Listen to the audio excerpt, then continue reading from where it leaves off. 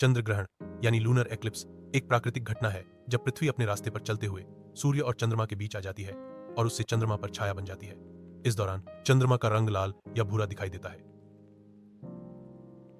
चंद्र ग्रहण का अपना एक गहरा प्रभाव है, न केवल प्राकृतिक दृष्टिकोण से बल्कि कई संस्कृतियों में इसे ज्योतिष और धार्मिक रूप में भी महत्व दिया गया है। जब हम चंद्र ग्रहण और गर्भवती महिला की बात करते हैं तो कुछ धार्मिक और सांस्कृतिक विचार हैं जो इस समय की जीवन में एक नया पहलू जोड़ते हैं।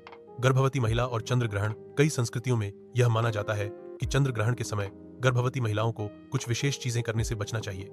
ऐसे विचारों का प्रमुख उद्देश्य महिला और उसके होने वाले बच्चे की सुरक्षा और स्वास्थ्य को लेकर होता है। विचार यह है कि चंद्र ग्रहण के दौरान कुछ ऐसे शक्ति प्रभाव होते हैं जो मासिक चक्र को प्रभावित कर सकती हैं और इससे गर्भवती महिला का शरीर भी प्रभावित हो सकता है। एक जीव के सुरक्षा की दृष्टि से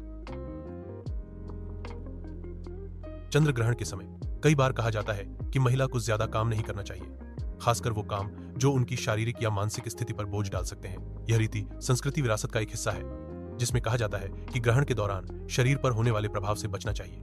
2. औषधि और भोजन। कई जगहों पर यह भी कहा जाता है कि गर्भवती महिला को ग्रहण के समय कुछ ऐसा खाना नहीं खाना चाहिए जो उनकी सेहत को नुकसान पहुंचा सकता हो। खासकर कुछ धार्मिक विचारों में यह भी माना जाता है कि ग्रहण के समय खाना पकाना भी नहीं चाहिए। 3. मानसिक और आध्यात्मिक विचार।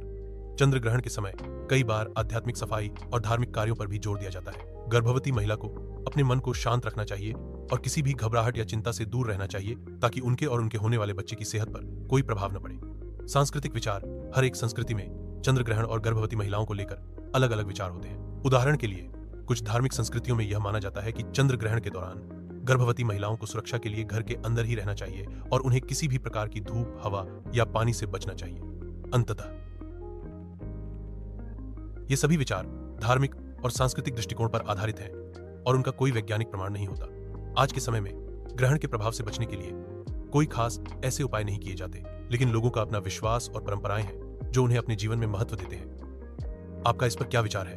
क्या आपने कभी इस तरह के विचारों को अपने परिवार या समाज में देखा है?